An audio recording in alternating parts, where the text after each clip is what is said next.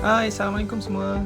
Saya wakil daripada Kumpulan 9 akan menerangkan serba sedikit tentang cukai barangan dan perkhidmatan di Singapura bagi subjek GMGF 2033 Dasar dan Analisis Fiskal. Kumpulan kami terdiri daripada saya sendiri iaitu Muhammad Amir Siddiq bin Ambia 276592, Fadli bin Slim 276492, Korandi Masangkir 275022 dan Muhammad Akram bin C. Husin 211044.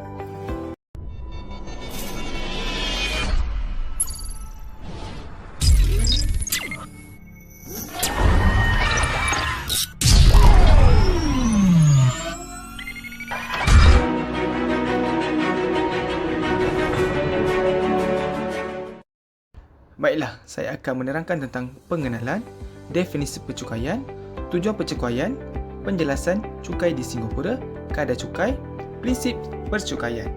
Seterusnya, kita akan melihat analisis kesan cukai ke atas kerajaan, ekonomi dan masyarakat. Ia terlibat pengenalan, kesan cukai barangan dan perkhidmatan.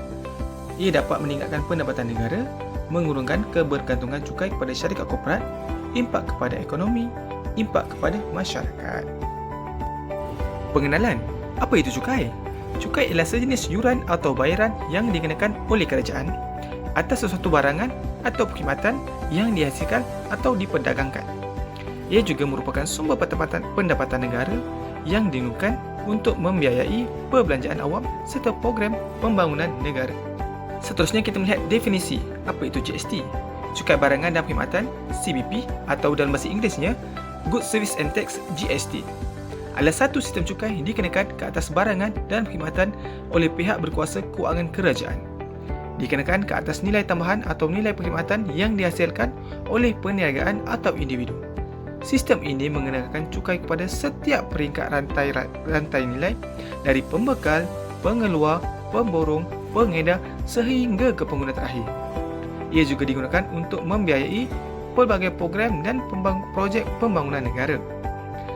Kelebihan yang kita dapat dilihat, ia menyediakan sumber pendapatan yang stabil bagi kerajaan serta memperbaiki kecekapan dan ketulusan dalam penghutan pacupan. Namun, ada juga sisi keburukannya iaitu ia meningkatkan kos bagi pengguna akhir dan mungkin memberi kesan terhadap daya beli golongan yang kurang berkemampuan. Terdapat beberapa perbandingan antara boleh dicukai dan tidak boleh dicukai. Kadar standard cukai adalah 7% iaitu penjualan barang dan perkhidmatan di Singapura, penjualan aset modal. Kadar 0% adalah barang ekspor dan barang perkhidmatan antarabangsa. Dan tidak boleh dikenakan cukai pula adalah penjualan dan sewaan hartanah kediaman, perkhidmatan kewangan.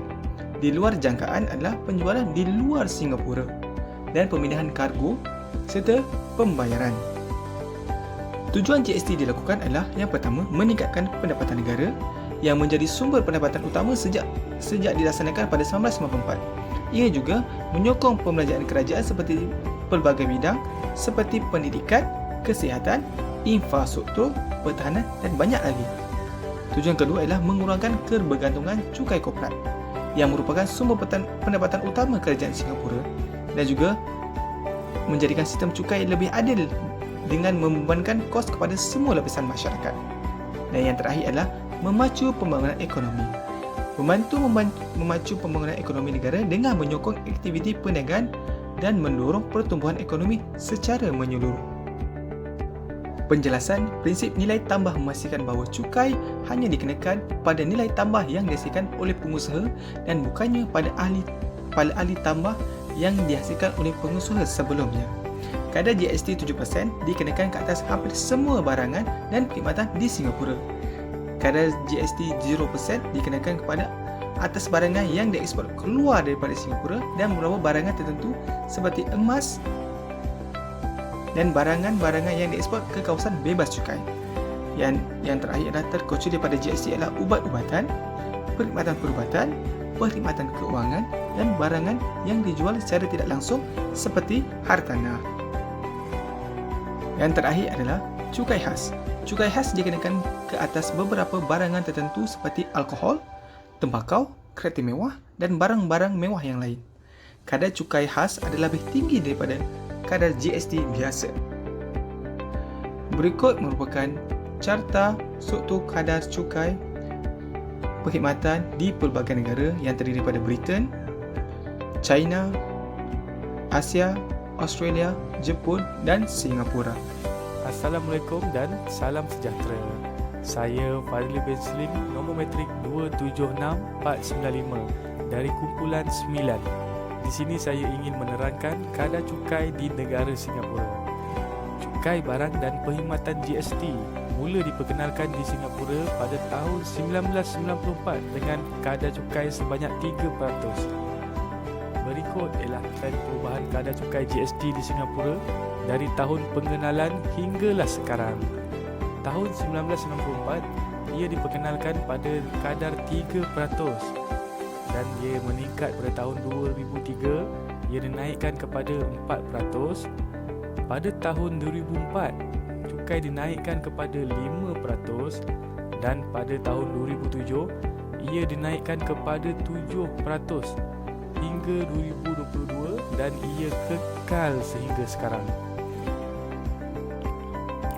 Untuk prinsip pencukaian, negara Singapura mengamalkan beberapa prinsip pencukaian, di antaranya sistem yang mudah dan berkesan. Sistem GST Singapura mudah dan berkesan kerana ia menggunakan teknologi yang canggih untuk menguruskan pengutipan cukai secara automatik.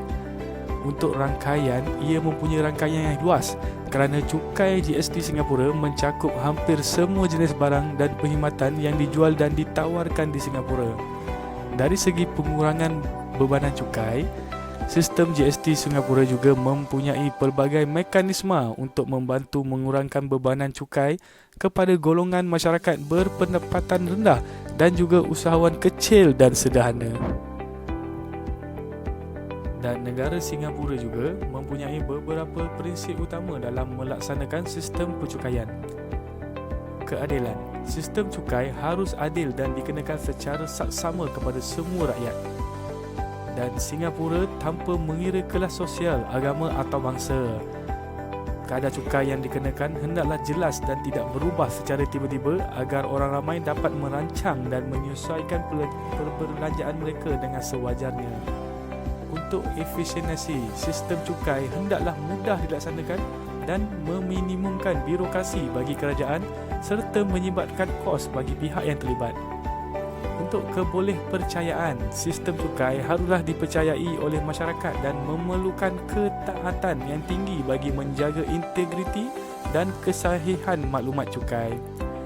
Dan akhir sekali, untuk kepentingan umum, sistem cukai haruslah membantu kerajaan memperoleh pendapatan untuk membiayai perbelanjaan awam dan memastikan pembangunan mampan bagi negara. Sekian, terima kasih. Salam sejahtera.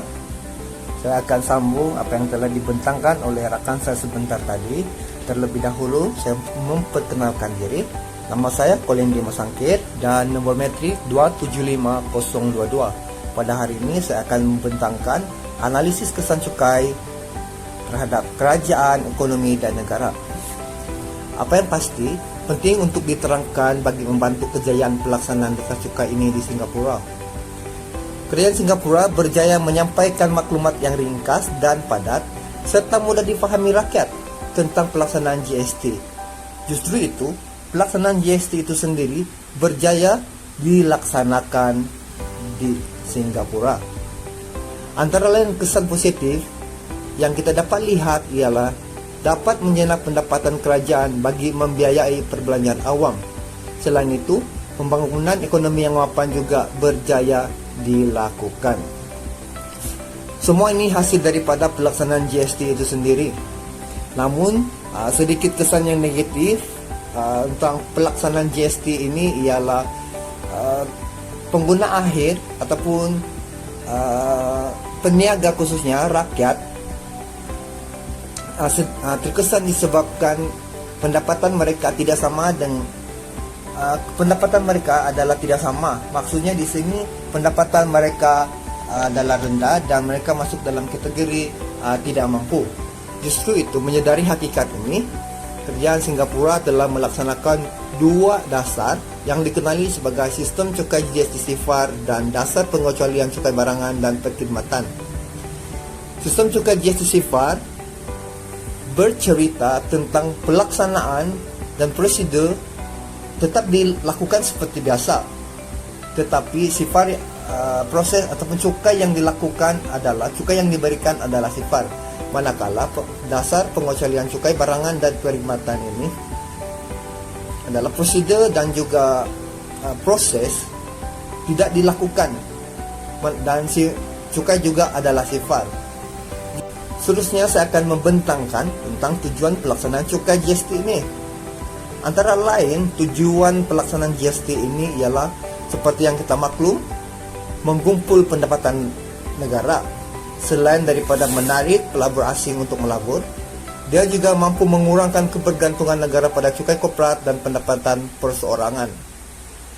Apabila ekonomi sesuatu negara itu sangat kukuh dan diyakini oleh pelabur akan memberikan keuntungan daripada pelaburan yang mereka lakukan, sudah pasti ramai pelabur daripada luar akan melabur dekat Singapura.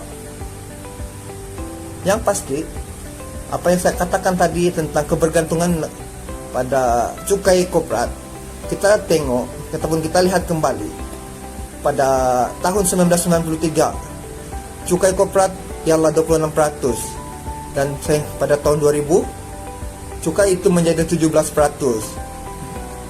Pelaksanaan GST itu memberi impak yang sangat positif dalam cukai pendapatan ini. Justru itu terbukti pengenalan pelaksanaan cukai GST di Singapura sememangnya antara yang terbaik di dunia dan cukai yang terendah di dalam kalangan negara ASEAN, yaitu sebanyak 7%. Sekian daripada saya. Seterusnya, impak ekonomi. Kesan positif yang diperoleh termasuk meningkatkan pendapatan kerajaan dan mengurangkan ketergantungan pada cukai korporat. Seterusnya, memberikan insentif kepada perniagaan untuk mengurangkan kos dan meningkatkan produktiviti, kerana mereka dapat mengambil kredit cukai atas barang dan perkhidmatan yang dibeli untuk operasi perniagaan mereka. Impak GST terhadap masyarakat pula. Cukai GST mempunyai kesan yang berbeza-beza kepada masyarakat di Singapura. Kenaikan cukai GST dan cukai lain yang ditujukan kepada golongan berpendapatan tinggi juga dapat membantu memperbaiki jurang pendapatan di Singapura. Ia memberi kesan terhadap kos sara hidup masyarakat Singapura. Kesimpulannya, GST ini adalah merupakan sebuah sistem percukaian yang bersifat holistik, cekap serta komprehensif yang mana ia mampu untuk menjana pendapatan bagi sesebuah negara tanpa bertujuan membebankan rakyat. Secara keseluruhan, GST merupakan satu sistem cukai yang telah membantu negara-negara maju seperti Singapura dalam meningkatkan pendapatan negara dan membiayai projek pembangunan. Dalam pelaksanaannya, penting bagi pihak kerajaan untuk memastikan bahawa sistem GST ini dapat diurus dan dilaksanakan dengan berkesan serta memberikan manfaat yang lebih baik kepada masyarakat secara keseluruhan. Sekian, terima kasih.